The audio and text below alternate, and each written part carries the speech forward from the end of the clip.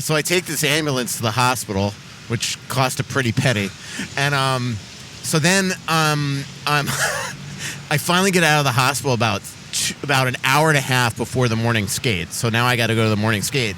But so now I get out of the hospital and I call an Uber, and then I look and I realize that the hospital is like honestly 2.5 blocks from my hotel. So I got to walk to the emergency room. And so I just walked back from the hospital to my hotel, and of course that bill came in the mail a couple days later. So yeah, that was a fun night. Yeah, I remember something happened where I didn't know you'd been to the hospital the night before until we were at morning skate. I was like, wait, I left you at like 11 o'clock at night. What the hell could you do after 11 o'clock?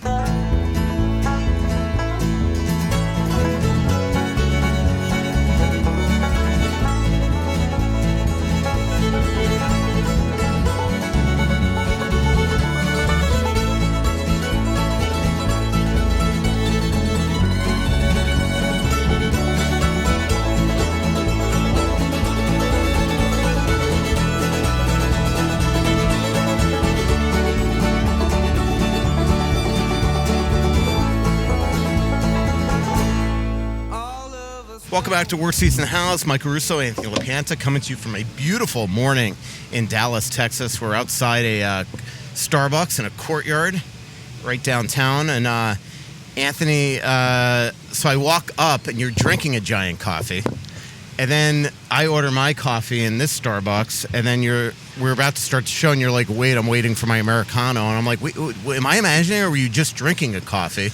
So you are kind of... Like, people look at me as like, I'm nuts. But you ordered a coffee on the way here, drank it, and then ordered an Americano for the show, all within probably about 20 minutes of each other.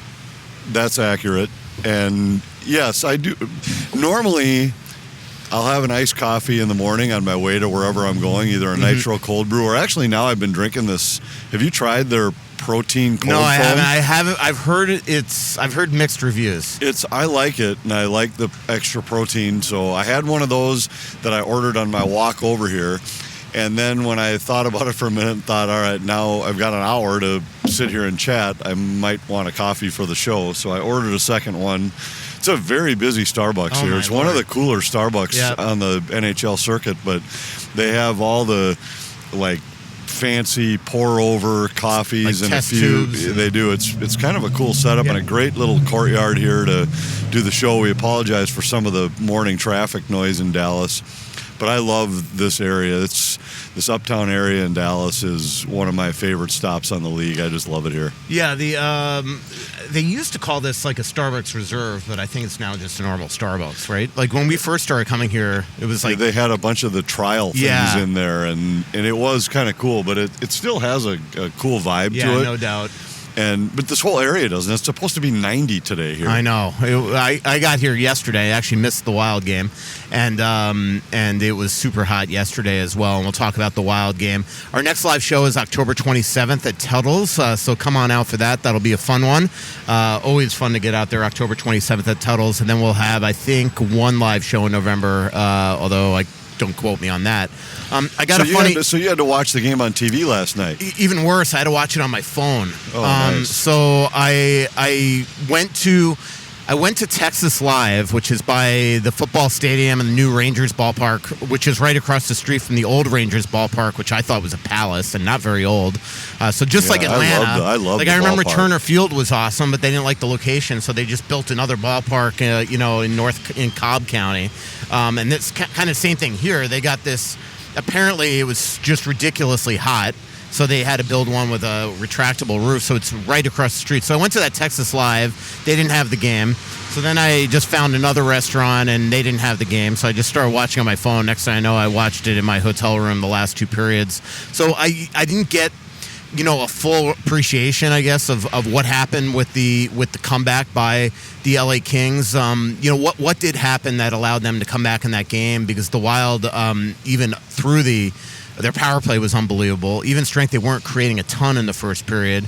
Then the Hartman overturned goal, then it seemed to flip. Well, there's a lot there. I was more curious what you thought of the broadcast. I thought it was great, actually. I thought Stalock was awesome. I listened to it. I heard it, too. I thought Stalock brings a different perspective. Like, it's kind of neat. You got Carter and you got Walsey, and then you got Stalock now that brings this goalie perspective, and just hearing him talk about just the puck handling of both goalies and seeing through traffic and all that stuff from both Kemper and Wallstedt last night, I thought it was good. Yeah, and there was some stuff there. There was a lot of stuff about Jesper Wallstedt, and I thought this was a big game for him with trying to put last year behind him, and now your first regular season start and handling some of the mental challenges. And it was interesting because we were talking about, as a goaltender, how you have to be able to learn to deal with that. And Al was talking about it from season to season, from month to month. And I said, well, even within a game, there's going to be, and last night was a great example of that. Wallstedt, everything was going great for a couple periods with a lead. Wasn't really tested much during the first two periods, but was good when he was. And then all of a sudden in the third period, I don't know that I'd say that really anything that happened was something where you'd fault the goaltender. Sure, he would have loved to have had one of them back, but then you have to be able to put that behind you. Now we're in overtime, and he came up big in the OT. On the shorthanded situation, he was big, and then stopped all four in the shootouts. And it was great to see his reaction. He was pumped up, and with good reason. He was excited about it. And a first home win for him. I thought it was a really important win for Wallstedt. And Al brought a lot of that. And then within the actual game itself, I thought he was really good with some of the analysis from a goaltender's perspective. And the other thing with Al also is he was such an incredibly good puck handling goalie that it was really good to hear that. Yeah, right? It was good to hear his perspective there. And the challenge, I think, for goaltenders is that they see the game from a different angle than everybody else, but you have to be able to also analyze the other parts of the game. And I thought Al did a pretty good job of this. This was his first regular season show with us. He's done some regular season NHL games with the guys in San Jose with Dan Ruzanowski on the radio, and I know he's got I think he has a trip with them coming up where he was telling me his schedule last night, and I wasn't totally locked in because I didn't really know. San Jose. Yeah, I didn't really know our schedule when we got back from this trip, but I think he's going on a trip with San Jose and then flying with the Sharks back to Minnesota. They must come to Minnesota. Yes, I think they do. So right after this road trip, I believe. So it's kind of weird how he'll be flying into Minnesota to do Minnesota shows on the Sharks charter. That's pretty cool. And then Carter's on this trip? No, Lou Nanny's on this trip. Lou Nanny's on this trip. No wonder he was... Louis going to meet us in Washington. Okay. Tonight's no wonder game in he's Dallas. Been asking me nonstop if I was on this trip. Yeah, we've... He's the game in Dallas is a national TV game, so I'm just watching the game tonight here. But then Louis is joining us in Washington, and he's got Washington, Philadelphia, New York, New Jersey. We've got reservations on the Upper East Side in New York on Sunday. Awesome. He's got some place in D.C. The only thing that's disappointing is we don't get an off night in Philly. There's a couple spots that I really like that we've gone to in Philadelphia that we'll miss. But it's one of them put me in the hospital.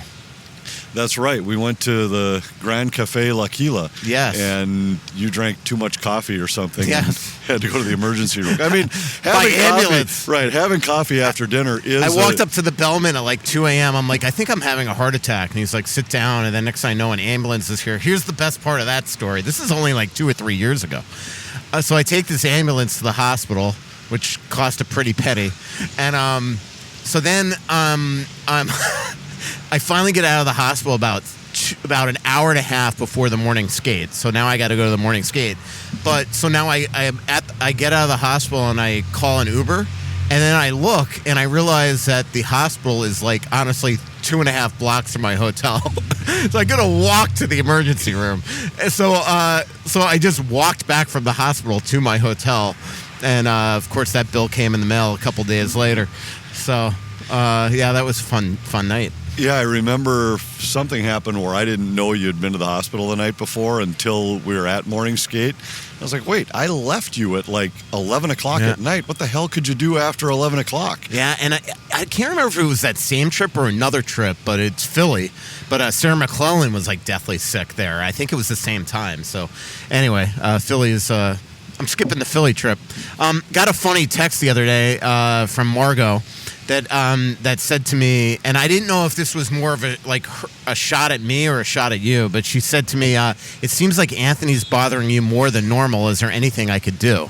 And I just basically go, no. I can't even remember what I replied. I'm like, no, a leopard doesn't change its spots or something. I don't think there's anything you can do at this point. But I almost thought it might have been like her subtle way of letting me know you're annoying me by how mean you're being to Anthony on the pod, and you need to stop it. That's the way I construed it, but maybe it wasn't that. I don't know. She strangely didn't mention it to me. Yeah. So I'm going to be super nice to you on this pod. Well, I'm not going to get agitated about anything. Yeah, I appreciate Second line that. wingers. This will be a fun pod then. Yep, exactly. My guess would be, just based on 35 years with Margot, that it was at least partially directed at me. Right. That maybe that she was pissing you off, and she realized maybe I should reach out for some support. So, all right. Or that you were pissing her off, I should say. All right, so I'm good to know she's at least looking out for me a little bit. Yeah, exactly. So let's talk. I mean, it's a very small sample size. Obviously, they're 2-1. Their power play has been unbelievable right now. 8 power play goals. And what's funny is inside the games, like those first couple in St. Louis, not very good. Those first couple against Columbus, not very good. Disappointing loss to Columbus. It felt like Columbus was doing everything to give the Wild the game, and they just got, I think, which sometimes you see early in the season, they got so, over aggressive to score goals that they forgot about defending and got way too loose. Gus wasn't great. And then last night they blew the 3-0 lead, but they come away with 2 points. And look, I'm not saying all is, roses and rainbows and all that from getting the 2 points yesterday, because as we saw last year, you don't want to be giving free points away to your conference competitors. But what do you take right now of the 3 games that we've seen? Well, there's a lot. And let's start with the power play, because this is one that I've been thinking a lot about. We've been talking about power plays as that the Wild have the skill to have a top-end power play. I threw out the number that I think they have the skill to be a top 5 to 8 power play in the league, 25-ish%. Mm-hmm. And I think sometimes people lose sight of that when they think, the power play looked like crap. Even the best ones go 1 for 4. Right. And often, 1 or 2 of the 3 that they miss they'll never get situated. And it's the same for every team in the league, but it's kind of like goaltending, where people only watch their own team's power play. So every time they have a power play where they don't score, they think, well, they couldn't even get the puck in the zone. They couldn't shoot. They wouldn't shoot it when they got it. And so I think sometimes that's just the nature of power plays, is that if you go 1 for 4, or even in the Wild's case the other night when they scored 4, they went 4 for 8. Well, yeah, a couple of them come up empty, but then even the best ones come up empty. And oftentimes when they come up empty, it's because you lose a face-off, you can't get it back in the zone cleanly. But look at it from the other side, and when your team is killing a power play, so many times you disrupt 2 or 3 zone entries and it looks like an unbelievable kill, and that's all it takes sometimes. So I think it is just the nature of power plays, where sometimes when they miss, they can sometimes look really bad, but it's not time to panic and say, well, the power play was terrible. Mm-hmm. And on the other side, then we've talked about that power plays can really bail a team out. So they haven't scored an even strength goal in 2 games. Right. And yet they've won 1 and lost 1. And I think that's what a power play can do for you, and shouldn't be overlooked that the penalty kill's been really good too. So and even though there was a power play goal scored by the Kings in the game last night, they killed 2 out of 3, including a 3-on-4 in overtime that allowed them to get to the shootout. So I think the power play's been terrific. I think Gus was really off in that Columbus game more than maybe some of the numbers. Yes, they got a little loose, but when you look at some of the analytics, I mean, it was like 4 goals more than expected that were allowed by the Wild in that game. Yeah. And when you have 52 shots, it means you have the puck a lot. And you're not. Right. You can't lose that game. And 52 shots, 80-plus attempts, and yet didn't score an even strength goal. So I think the Wild did enough offensively in that game. I did think they got a little bit loose defensively, but I think it was more that And that was one of the changes made before Game 3. I thought it was a great move by John Hines to rearrange his D pairings. And I know I've talked before about that eventually where this team will get is Zeev Buium in the top 4 and Middleton on the third set. But I don't think they're there yet. And Buium, I think, got exposed a little bit in that Columbus game where partially because of power plays and then partially because he's playing with Jared Spurgeon, he's playing 24, 25 minutes. And I just don't know that he's there yet. He will be. This is a top 4 defenseman with incredible offensive skill, but not yet. And I thought Jake Middleton looked like he was a little bit lost in the Columbus game, maybe mentally, because all of a sudden a guy normally playing 22, 23 minutes was playing 14. And so putting those guys back together in the LA game, I think, helped solidify things. And I thought for 2 periods, Minnesota really defended well against the Kings. And the Kings have some skill. They got 1 power play goal, 1 6-on-5 goal. So it isn't like they were all over the Wild in that period. I think with about 3 or 4 minutes left in the game, the shots were like 8-3 in the third. It isn't like they were 16 shots and all over the Wild, but they scored a power play goal and they scored a 6-on-5 goal. And that's teams are going to do that sometimes. Right. By the way, do you like how I put us under the flight path of Love Field right here? Yeah, it's perfect. Although I think if we did did it, you're probably like, no, that's the plane going to New York. That's the United I'm flight on Flight that goes Radar to, right now. As you talked, I was like going through Flight Radar. I love that. That's my favorite thing to do is like figure out where planes are going. It's funny how you knew that. But I think if we were in your courtyard, we'd still be over the flight path. Because a little bit. There is a quiet courtyard. This is one of my favorite hotels in the league in Dallas here, and there's a little shopping area attached. There's 2 hotels right next to each other that share a parking lot, and then on the other side there's a little shopping area. There's a Capitol Grill, but then a few shops, and the courtyard in there is this. It's really a great. Do you remember? Setup. Was it you that we were sitting out in that courtyard with Greenlay once, in the 1 a.m. and Lamar Odom and one of the Kardashians walked out of one of the restaurants? It could be. I don't remember that part, but I do remember sitting in the courtyard with Greenlake because I remember a night we sat outside of, there's a sushi, the Nobu place right there, and we sat out in the back and had a cigar in this courtyard. That was the night, I think. That was one Nobu. of the... Yeah, it's funny how the celebrity sightings didn't really matter much to me, but I do remember we had a couple nights out there early in the early years I was traveling where we sat in that courtyard with a cigar, but it is funny, everybody just assumes, Dallas, you're in the tropics. We've been down here when it's been like 20 degrees. No, too. I know. There's ice storms down here. It's all sorts of stuff. Well, I remember last year on our way back, would have been in February, coming back from Costa Rica last year. We stopped in Dallas. And our flight to Minnesota actually got canceled because it was too cold in Dallas. And so but our bags made it somehow. I don't know how that worked. Our bags got on a different flight. So Margot and I were stuck in Dallas with no clothes. We got here at like 7 o'clock at night, and they couldn't get us on a flight the next day till like 8 o'clock at night. So we had 24 hours in Dallas. It was 14 degrees outside, and all we had were shorts and a T-shirt because we were expecting to be on a flight for the entire trip back to Minnesota. And I was like, Margot, this is such a great area, but unfortunately all we have are shorts and a T-shirt, and it's an ice storm outside, so I don't think we'll be going anywhere. That reminds me of the other time I wound up in the hospital when I flew from Costa Rica to Vegas through Atlanta, and I thought I had deep vein thrombosis. That's right. You had the sore calf. Yeah, that was an expensive one, too. We'll be right back on Worst Seats in the House. Trust me, we are all excited that hockey season is here. If you're a hockey fan, that means you enjoy the colder weather too. Now that hockey season is here, that means furnace season is starting up as well. I love the fact that Aquarius Home Services is my go-to for anything to do with my HVAC system. Tune-ups, repairs, replacement, energy-efficient solutions, air purification, humidifiers, they do it all. They make sure the air in my home is the best it can be. In fact, Nick were at my home last month doing my furnace tune-up.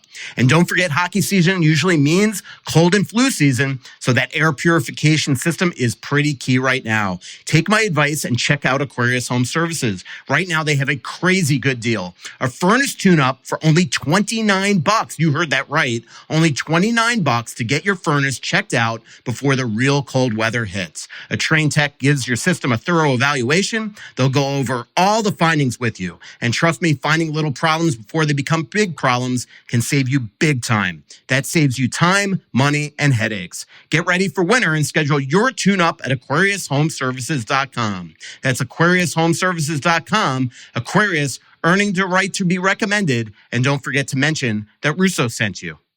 Deer hunting season is here, and it's time to own your odds with OnX Hunt, the GPS hunting app trusted by millions of hunters. With the Hunt app, you'll have access to nationwide public and private land ownership information, waypoints, tracks, and much more, all at your fingertips. Go to onxmaps.com/hunt. That's onxmaps.com/hunt to sign up today.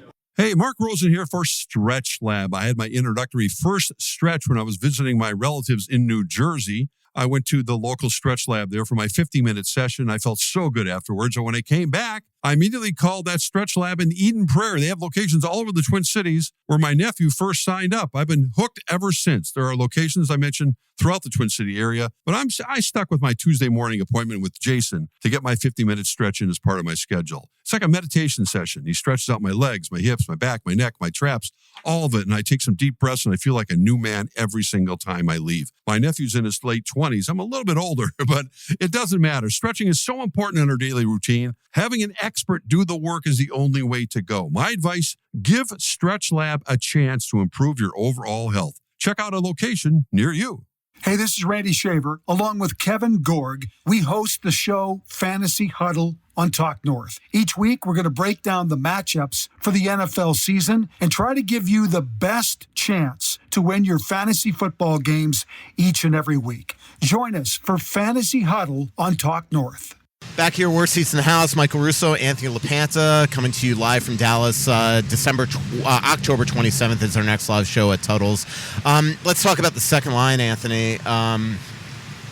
We both felt actually it was just a matter of time. It almost felt, this is the way I almost took it, okay? And I know this is going to almost make me sound like the most pompous person ever, but so we know that Ogren and Yurov didn't earn that spot, quote unquote, in training camp.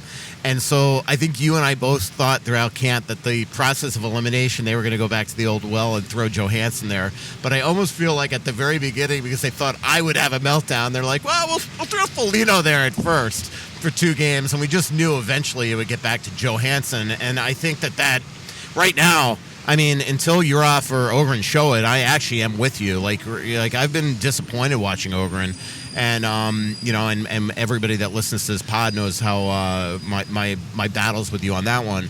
But I actually think that Johansson is the one that has to fit there right now. But a lot of people are asking, like, we're focusing so much on the left wing on that line. What about the right wing? Are you getting concerned of Tarasenko at even strength? He has 3 power play assists, but at even strength, not a lot. Well, I think that line was lacking. And the move Hines made to go to Johansson from Foligno, I think did 2 things. Number one, it made a third line that makes some sense with Foligno, Trenyan, and Hartman, where I think it's when Foligno's game is at its best, it's simple and it's physical and it's straight lines and it's fast. And I thought that line was terrific for Minnesota last night. And even though they don't figure on the score sheet, they spent a lot of time in the offensive zone. And I think that could be a line that now you use as not a shutdown line, but a line you're certainly not afraid to have them on the ice against scorers.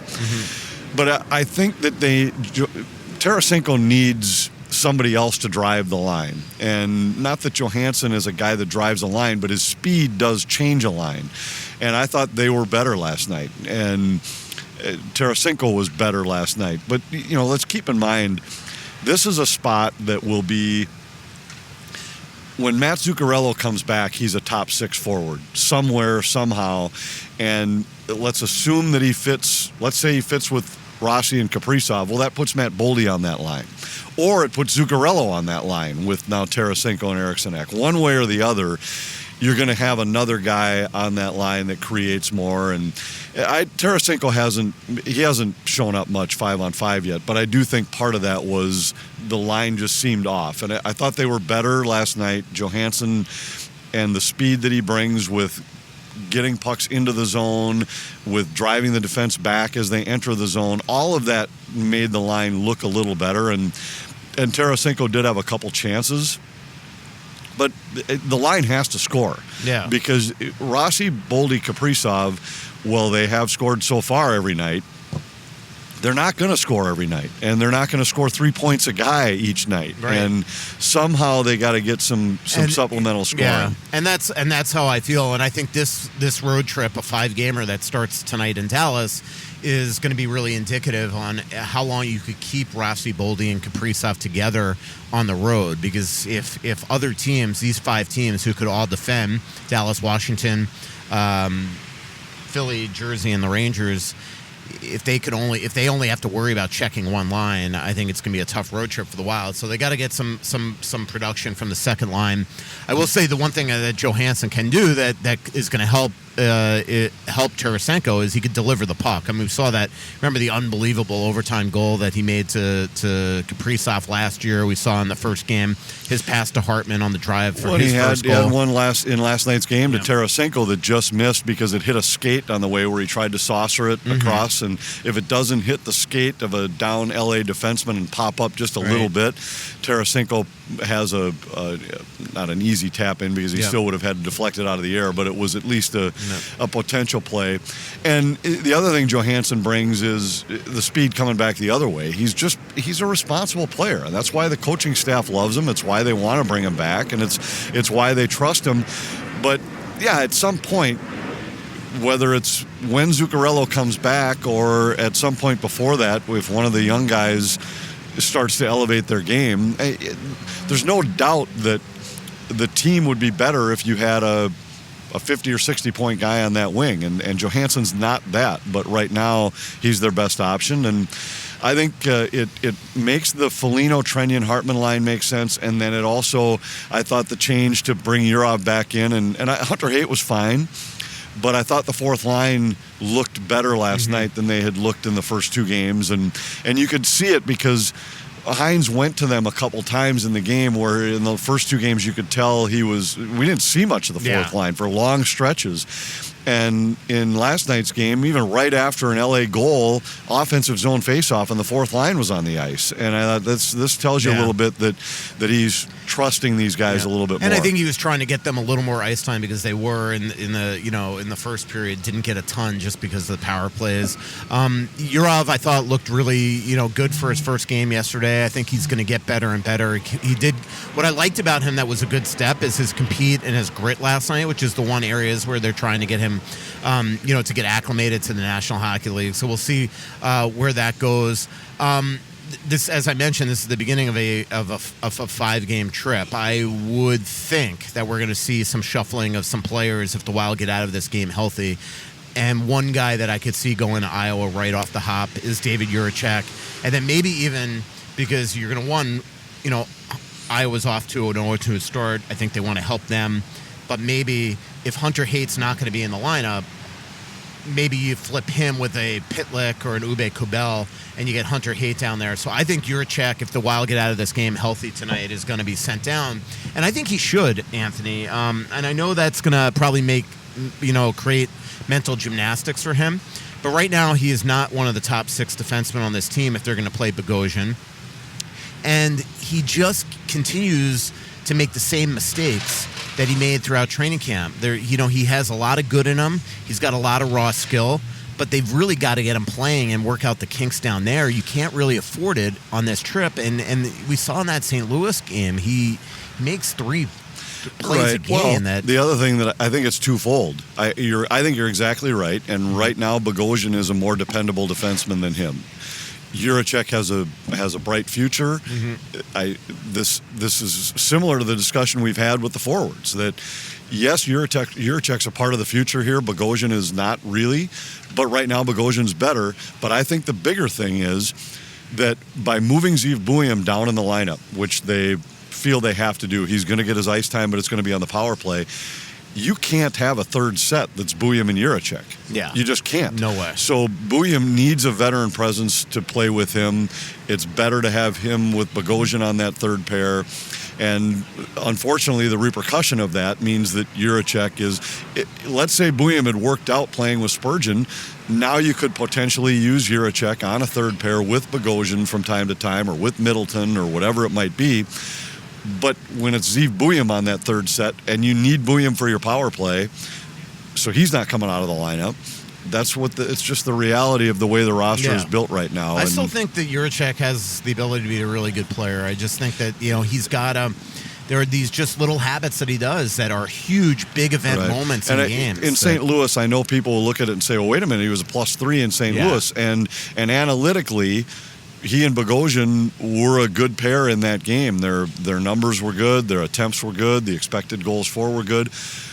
But the eye test also said he got away with probably 3 or 4 mistakes that St. Louis just didn't cash in on. Just think of this, the one turnover that he had, which was just massive to Robert Thomas. Thomas doesn't even get a shot attempt off, so it doesn't even register in the analytics of Jiricek. Same thing on the one where he got walked at the blue line. He takes the penalty. There's no shot attempt. So that this type of stuff is the stuff that you see sometimes with the eye test that you don't see when you look at naturalstattrick.com or Evolving Hockey or something. Well, that's why there's a place for analytics, and I love them. I like to look at them, but it has to be a combination of numbers and then seeing what you see, because there are times where the numbers tell part of the story, but the game tells you something else. And it's one of the things I've felt the Wild have been good at with using analytics over the last few years.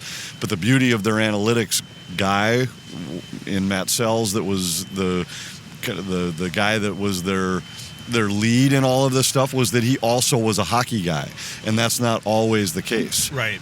And Matt Sells is now, even though he has a good pulse still on the analytics of the team, he's also assistant GM and their chief contract negotiator. And the Wild, by the way, have really in the last couple of years added to that department. I know for a long time that the Wild were sort of a one-man show, but they have added support to that, and they've really started to invest in that area, even though maybe we haven't written a bunch of articles on it, or that's something that's not known by the average fan. Brock Faber, Anthony, I think has gotten off to a real slow start. I'm not talking offensively, as I wrote in that story right before the season. That's not the area where he can help this team the most, especially when you have a Ziv Buium in the lineup and he's not on the power play in Brock. But defensively, he just hasn't been as sharp yet in these first 3 games. Are you worried at all, or no? No, not worried. I think I agree with you. I don't think he's been as sharp. And I think he didn't get a chance to play with Brodin a ton during training camp and during the preseason, because Brodin was hurt and not in the lineup. So really, when you think about it, these guys are 2 games. Brodin didn't play on opening night, so they've only played together for 2 games. And I'd say give it another week before it's time to panic.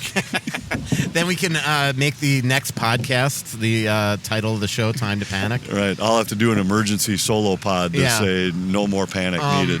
Goaltending we talked about. Anything else we should grab? And before we get to Twitter questions, I also want to talk to you in the next segment about the reunion that the Wild had the other day with bringing back Jacques and Mario and Mike Ramsey, Bob Mason, and Doug Risebrough. Not really, other than that I just think it's these early games. Well, you know what we haven't talked about, actually, is just Kaprizov and Boldy. Right, they've been good. And Marco Rossi, to be honest.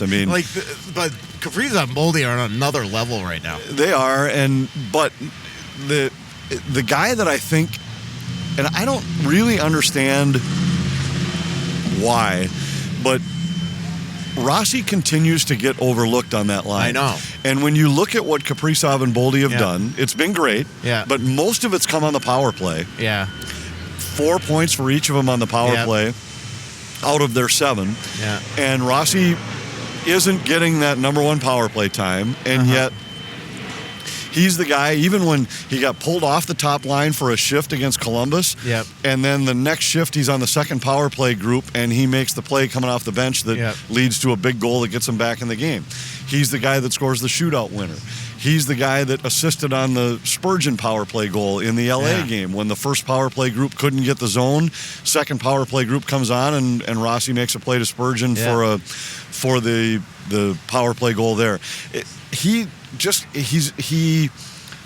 produces in spite of the fact that he seems to be the last guy that gets the opportunity and gets overlooked on that line. And now I got a question from a fan that was funny. Like, do you think that Yurov's going to be a 1C, or is he just going to be another Rossi? I'm like, if he is half the player Rossi is, the Wild are going to be very happy. If they have another guy that gets 60 points as in that spot without first power play time. So I think Rossi's been good, but I think, Boldy and Kaprizov, this is what the Wild have never had throughout their time, is a pair of superstars that when the team can't generate anything, they do.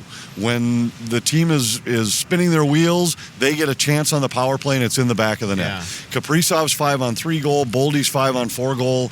These are the things that for 22 years of Wild hockey, we've watched the other teams have guys like that, where the Wild are all over them, they're dominating the game but can't score, and all of a sudden Kane and Taves get the puck on their stick one time at the other end, and it's in the back of the net. Tarasenko gets one puck on his stick in St. Louis, and it's in the back of the net. Now the Wild have those guys, and that's why the power play's cashed in like it has, and they're superstars. And that's why the Wild had to sign Kirill Kaprizov for whatever Kirill Kaprizov wanted, because if this team's going to go anywhere, they need these two guys. And boy, they have been great. And when you load up the top line, they have to score every night, and so far they have. Yeah. That contract that Matt Boldy has oh my Lord, is that going to age well?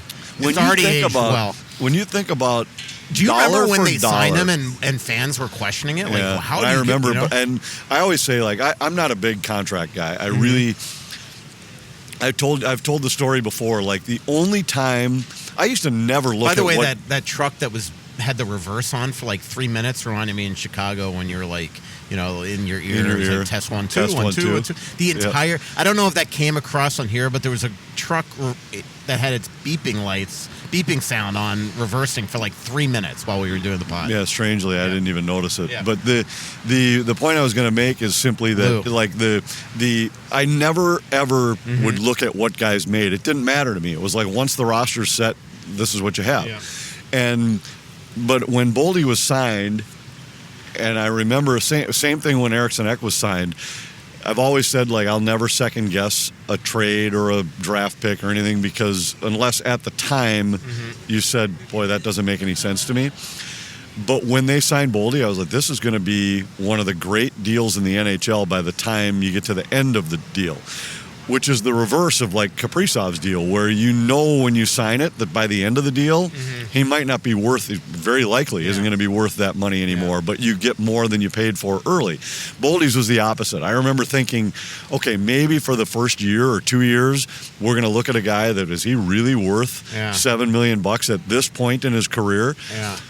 But by the end, it's going to be the most team-friendly contract in the league. I think we might be there already. Oh, my God. And Eriksson Ek isn't far behind. No. Those two contracts might be the most bang-for-the-buck deals in the NHL, right up there with the better ones. I'll never forget I was on the back patio in Karlstad, Sweden with Ek, and I was talking to him about his contract, and I said, do you regret it?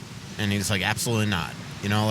His quotes were so mature and professional. He's like, I signed it, I make a good living, blah, blah, blah, blah, blah. Boldy, though, on the other hand, I just have this feeling he's like, I think that I'm a little underpaid when I'm making $10 million less than Kaprizov. But the deal here is Kaprizov signed that deal in his year 29, and Boldy, when he is 29, is going to be a UFA. Imagine where the cap's going to be in 4 or 5 years, and how much this guy is going to get.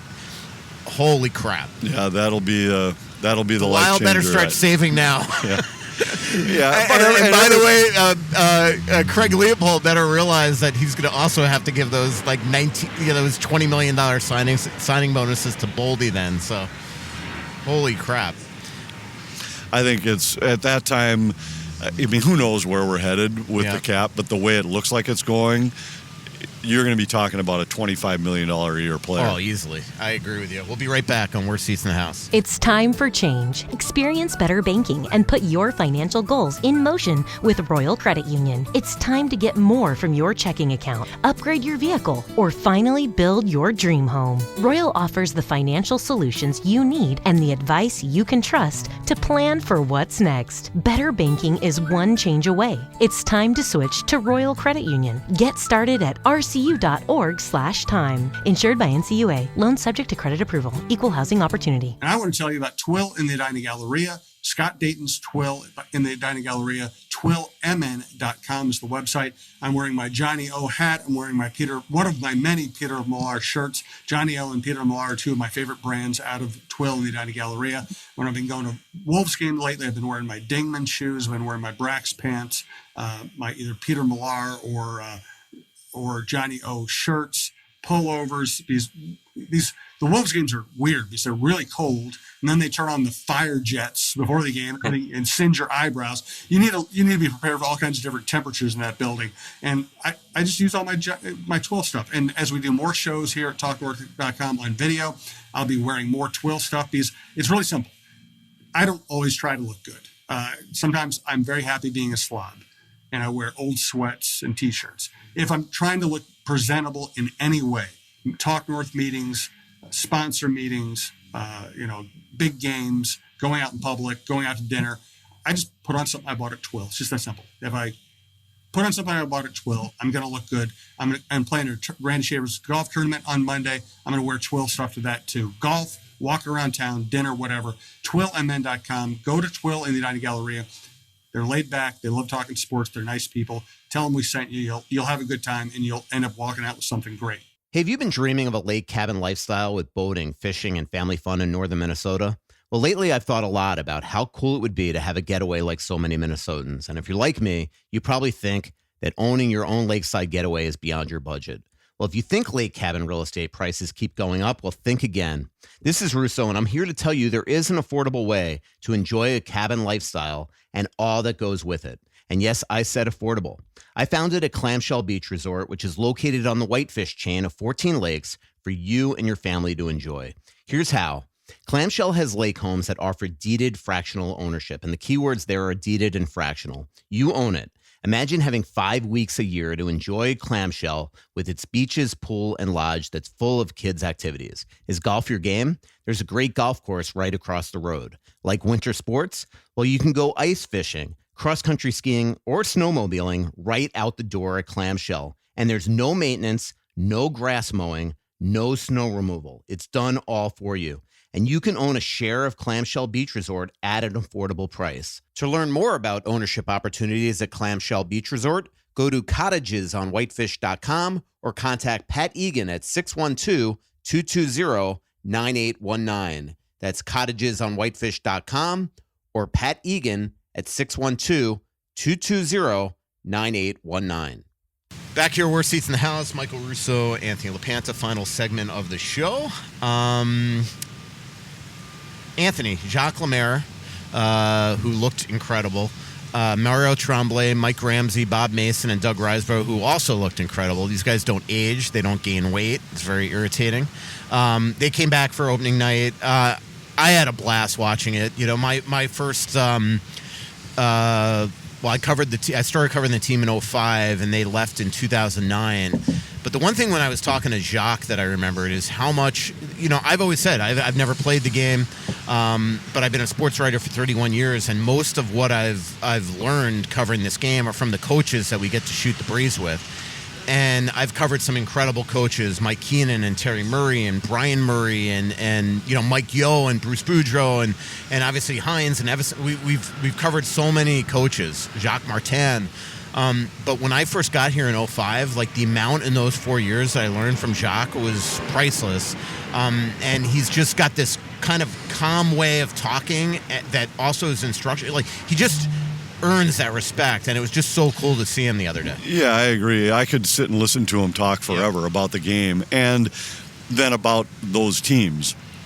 So the 03 run was before you were here, and it was such a magical time because it was a team that caught everybody by surprise, and yet now the more that I've talked to guys from those teams and have become coworkers and friends with guys like Wes Walls and Darby Hendrickson and Brad Bombardier and the guys that were a part of those teams, like they knew it. They had such a trust and a belief in everything they were doing, and it came from Jacques. And I thought he made the comment. I was sitting in the room while the other writers and everybody were interviewing him that morning, and then we had him on during the intermission, and he just made the comment that it's the same no matter what era you're talking about. If you can't get the players to buy in and believe, you're going nowhere, no matter how much talent you have. And that team had a belief, and that team had an identity that maybe more so than any team in the NHL at that time. When you came into the building to play the Minnesota Wild, you knew exactly what you were going to get. You were going to get a team that defended well, that changed better than you, that did all the little things better than you. And that you were going to have to try to beat them 2-1 or 3-2. You were going to have to beat them at their game. It very rarely was a night where the Wild got away from what they did. And I always thought Jacques was great, and I was only doing pre- and post-game shows during those years when he was here, but I always thought was great, and I've talked to Wes about this a lot, that he was great at realizing when things were slipping, when they were winning games but the game was getting loose. Right.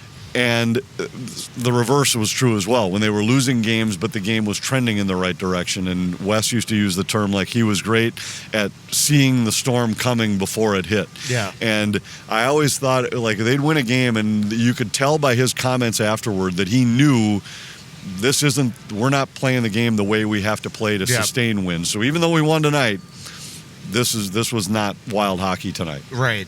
And they definitely didn't see Wild hockey against Columbus. No. That game would have given Jacques a heart attack. The one thing also is like, and we've talked about this on the pod the last 3 or 4 years, especially knowing that the 25 years was coming, is that there's a lot to celebrate with this organization. I know a lot of times we all get cynical because they haven't lifted a cup yet, and we talk about first-round exits and all that stuff. But this has been a proud organization. It's been an incredibly well-run organization. They've got an incredibly a loyal fan base and all that stuff. And I think that it's deserved. Like, they should do more of this stuff of bringing guys from yesteryear back. And it was a perfect start, because these guys put the Wild on the map. I mean, Maura Tremblay, one of the funniest and one of the great hockey players that we've seen, and obviously Ramsey had an incredible playing career, and Bob Mason as well. And then Doug Risebrough. I mean, talk about an incredible hockey player. And he comes here, he makes the hire of Jacques, and I was really excited to see him too and to chat with him because I think it's probably a little bit well known, maybe not, that he and I at the end had a falling out after he was let go, and yet he came back, and maybe he just realized, life's too short, and it was like old times, him and I chatting. And I've always had an immense amount of respect for Doug Risebrough. So to see those guys, those 5 on the ice waving to the crowd, it was just so well deserved and really cool to see. I agree. And as a Minnesota hockey fan, and then a Wild hockey fan during those times, it was really cool. We had a great chance to chat with Jacques during an intermission, and then we had Bob Mason on to start the second period, and it was supposed to be to the first TV timeout, which is the first whistle after 14 minutes. There were so many special teams. We didn't get a TV timeout until there were 6 minutes left in the period. Right. So we had him on for 14 minutes instead of 6 of game time, which was actually probably 35, 40 minutes instead of 12. Right. But it was great. And one of the things that I said to him is some of my favorite conversations during the time traveling with the Wild were with Bob Mason, Darby Hendrickson, Tom Curvers, guys who had been a part of Minnesota hockey at every level, high school, college, and pro, coaching, playing, and we would sit and just chat about the old range hockey teams that would come down, the U of M against UMD games that were big back in those days, and it was I treasured those times because those guys were all just, Darby was a little younger than me, but the other guys were just, it was my era of growing up as a fan in Minnesota hockey. And I love those times and just love to be able to chat and catch up. And Bob Mason's such a terrific guy. So, it was a great night. Great to see those guys honored. And I actually think the Wild are doing a decent job bringing those guys back. With Alex Goligoski, Matt Hendricks now being around the team and a part of it, and I think we'll see more and more of that. We saw Marc-Andre Fleury in the GM's box last night. We're going to see more former Wild players be around this organization. I thought it was great the other night. To your left, the entire game, Alex Goligoski sitting with David Jiricek and directing traffic and telling him everything. One of my favorite memories of Bob Mason, we were out in L.A. and probably 2010. We're talking 15 years ago. And we were outside the JW Marriott. So you wouldn't have been there yet because you weren't the play-by-play guy. And he's really good friends with the actor John Hawkes, who's from International Falls. And people might know John Hawkes from Winter's Bone and I think he was in God, what was he in? I met him another time. True Detective. Bob, he was in 3 Billboards anyway. But what was cool is that we're with him this one night, and the next night he was up for either an Academy Award or a Golden Globe for Winter's Bone. And and we just sat with this guy for and we've met him a number of times since. But that was one of my favorite memories of Bob Mason. All right, let's talk just a little bit about the league, and then we got some Twitter questions. Then we'll wrap up the show. Did you, by the way, Vegas looks like Marner and Eichel could be unbelievable. Dorfiev's off to a great start, but did you see the end of that San Jose Vegas game last week? William Eklund's basically going for an empty net goal. Jack Eichel, people made fun of me last year for putting Eichel on my Selke ballot. He makes this unbelievable defensive play that knocked the puck off his stick. Eklund gets the puck back. He's about to wrap around. And now Shea Theodore knocks the puck on his stick. By the way, I have both of them on my Donkey League team, and I get nothing for those. Nothing in my category. We should really just kind of make an extra. If Russo thinks a guy made a great defensive play, you get a half a point. And then they come down, and Eichel scores on a bouncing puck. Then in overtime, Nedeljkovic comes out to the blue line, and Shea Theodore pokes it by him, and then Riley Smith scores the easiest overtime winner. I felt so bad for Nedeljkovic that night. It was unbelievable. Well, I don't know if you feel bad for him. It was what are you doing? Yeah, it was not a good situation. So that was fun. How about the Sabres off to a brutal start? They don't score again. It's just Buffalo. Yeah, it's how many years have you talked to? Is this the year the Sabres take the next step? And then they almost every year they're buried by Christmas. Yeah, it is funny to me, fans, because I keep on writing about Tage Thompson and Alex Tuch. They keep on, how many losses in a row do the Sabres need before Billy could go get one of them? I will say Billy is looking for some sort of help up front, but right now prices early in the season are crazy. But Sabres off to a really poor start.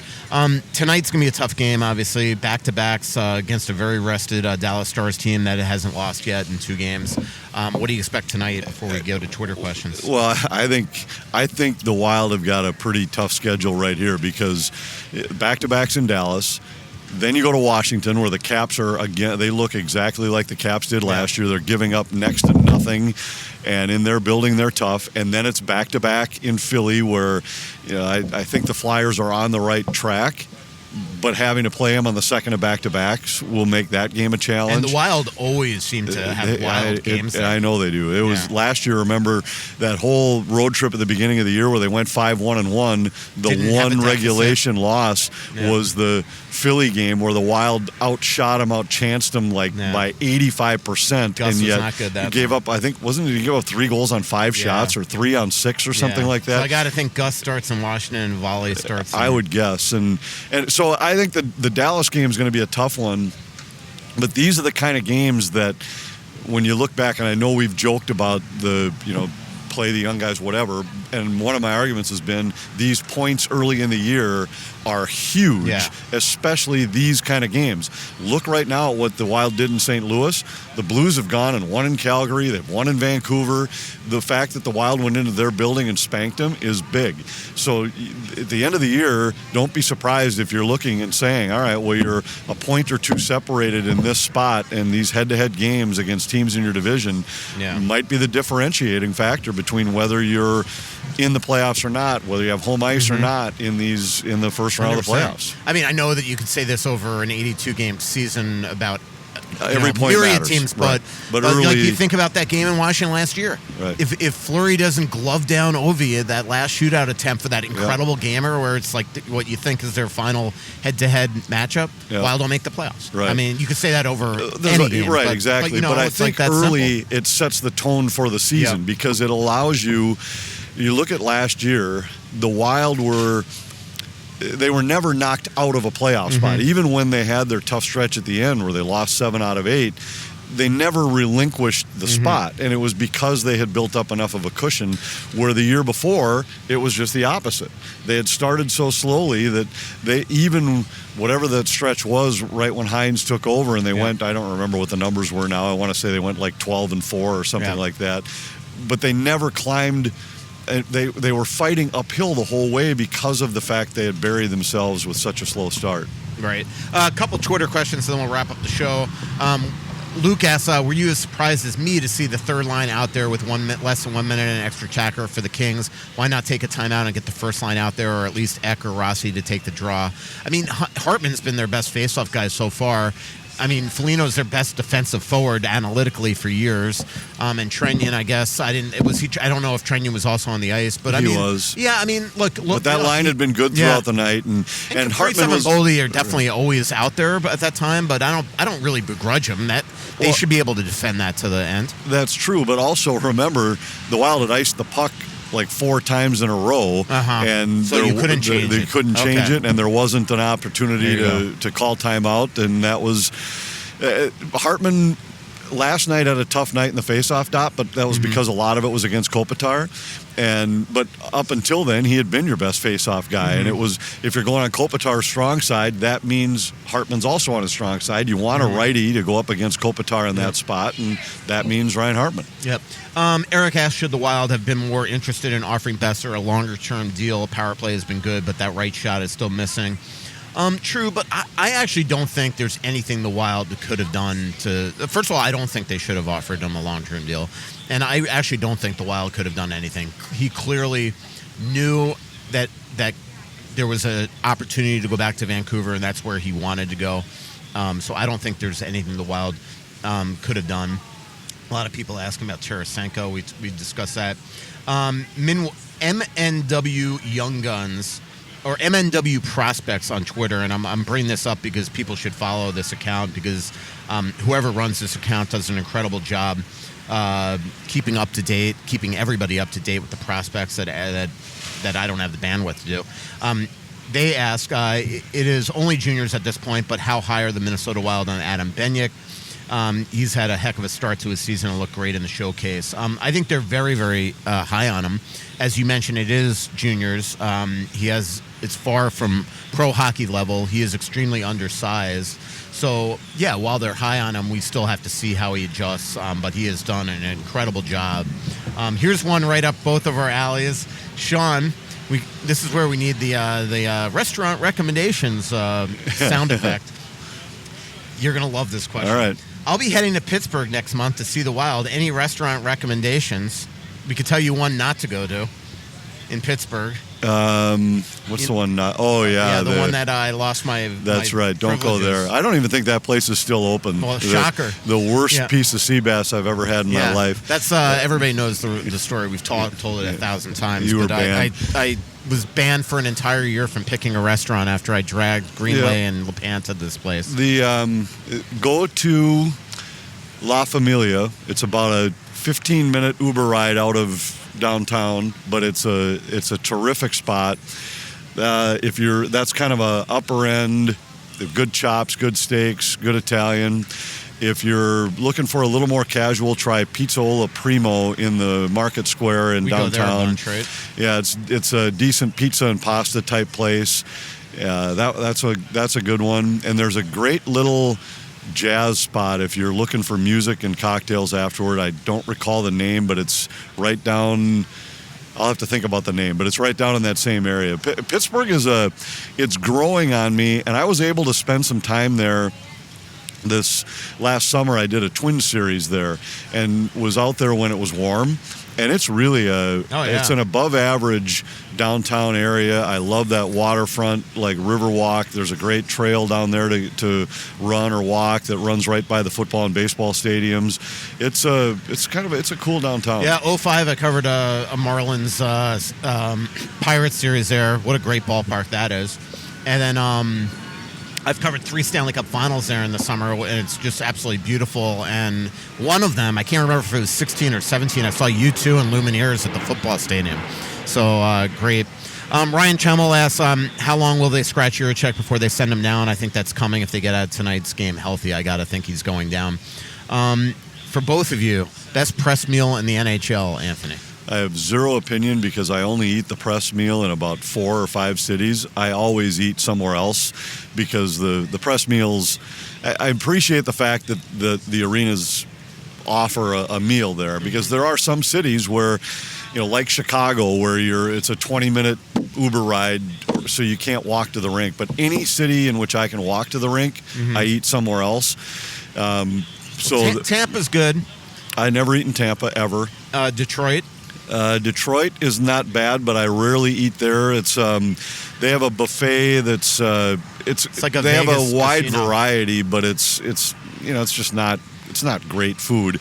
Chicago's is good, and actually Chicago. Dallas.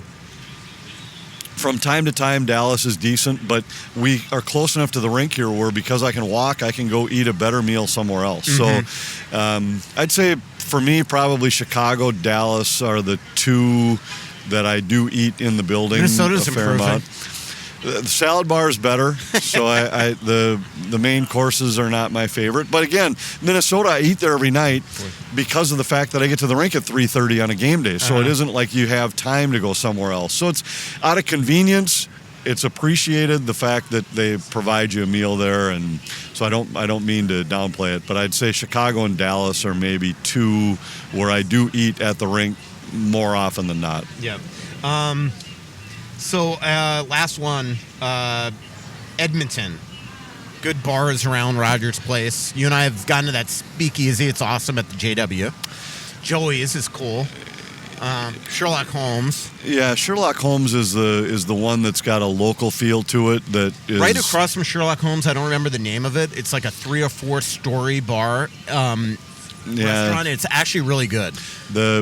We had lunch there once. Yep. I can't remember the name of it. There's an Italian place next to Sherlock Holmes too that we've eaten at. That was good. The Italian place is okay. It's a little overpriced, I think, for what it is.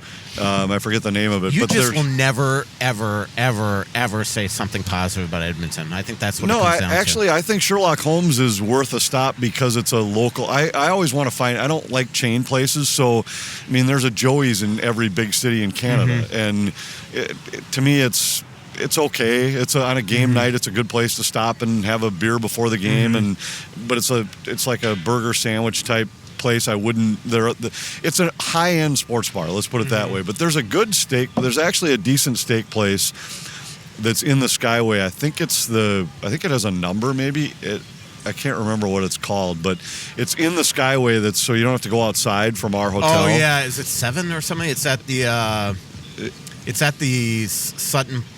Sutton Place, or maybe they changed the name of that hotel. Yeah, you can get there through the Skyway from the arena. Yeah, I think it's something Chop. It's called. Yes, it's at the Sutton Place Hotel. Yeah, and that's I had a steak there that was decent. Actually, I think it's called Sutton Place. It used to be called Sandman or something. It could be. I don't remember, but the steak place is something Chop. And the only thing I remember bad. about that was my first draft. It was the 06 Stanley Cup Final. So first Stanley Cup Final that I covered for the Star Tribune, and it was in Edmonton.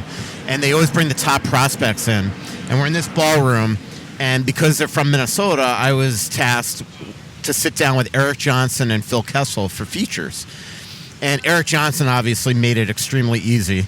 But I remember and again, I'm a veteran hockey writer at this point. I've covered the league 10 years. I'm sitting down with Phil Kessel, and it was one of the toughest interviews that I think I've ever done in my life. I was like sweating at the end of it, trying to get him to say anything. And I remember calling my editor up, Mark Walleman at the time, who's now at The Athletic, and I remember so good news and bad news. I can write a kick-ass Eric Johnson feature. But I'm telling you right now, my Phil Kessel feature, he didn't exactly cooperate. So I don't think it was Phil being a jerk. I think it was just, Phil's not the greatest quote. At least at that point, he was not. Yeah, so. Depending on what the subject is. Yeah. I thought his quotes were great when he was left off of the Team USA. Well, he's hilarious. Yeah. He's absolutely downright He's sarcastic. Yep. All right, thanks, Anthony, for coming out to the landing path at Love Field for this podcast. Our next live show is October 27th at Tuttle's. And we will be doing a show next week. I am not on the rest of the road trip, so we will be doing a show next week, either via Zoom or maybe we do it next Thursday when you're back. We'll see. Thanks to our incredible sponsors, Aquarius Home Services, your local authorized dealer for Connecticut Water Treatment Systems, Clamshell Beach Resort, Onyx Maps, Twill in the Edina Galleria, Royal Credit Union, and Stretch Lab. Thanks, everybody. So much coming out,